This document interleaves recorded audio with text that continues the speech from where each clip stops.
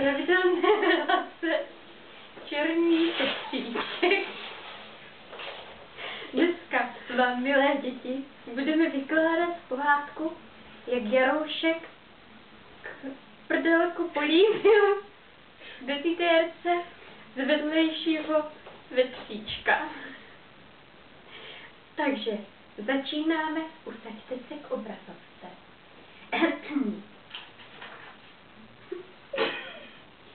Byl jednou ve vesničce Kalhotka Jaroušek, hoch jako květ.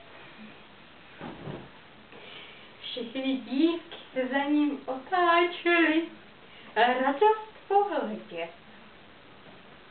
Měla líčka jako jablíčka a ústa jako med. Každý sedlák by mu mohl závidět. No, ale jak už to bývá, krása není vše.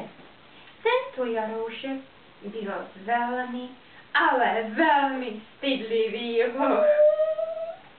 Jak na něho promluvila nějaká ta krasotínka. Jaroušku!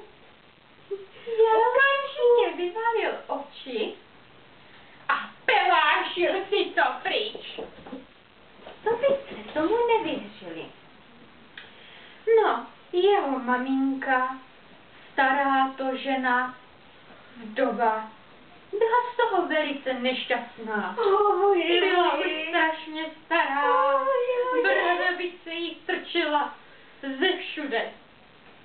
Bylo to opravdu hrozné, byla vrásčitá, ale byla velmi dobrotivá a Jarouška každý den mlátila.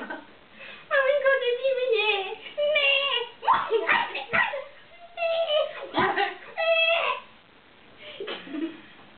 Jaroušek ale pouze předstíral, že ho to bolí.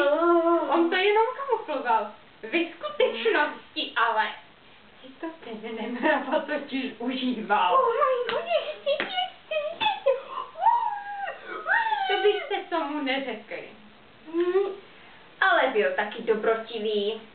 No, a tak si představte, že v této vesnici Kalhotka se jednou pořádal rybářský hon. Já ryby rád, už rád. Ano. A při této příležitosti se pořádal ples kanců. Tak tady ten Jaroušek se rozhodl, že ho teda maminka tam vykopla. Ale Jaroušky se to líbilo, jenom předstíral, že se mu to nelíbí. Se rozhodl tedy, že si tam najde nevěstínku. Hudba hrála, všichni se veselili. Jídla bylo habaděj, břuchy si všichni plnili. Kačina, no to by se zraněho ječména. Kačuška, Tak to vidíte. Tak to tam bylo. Jaroušek seděl na židli, nudla mu z nosu tekla. A v tu chvíli si všimnul, jak do místnosti plula 150kilová desitérie. Byla to krasavice, musíme to přiznat. Měla, jak jsem řekla, asi 150 kilo. Kulhala pouze na jednu nohu, což je zanedbatelné. Měla useknuté 3 prsty, do krve ukousané nohy, nechci. Ano, noc měla jak ošušeň, ano, měla černé, huňaté netopíří jedno obočí.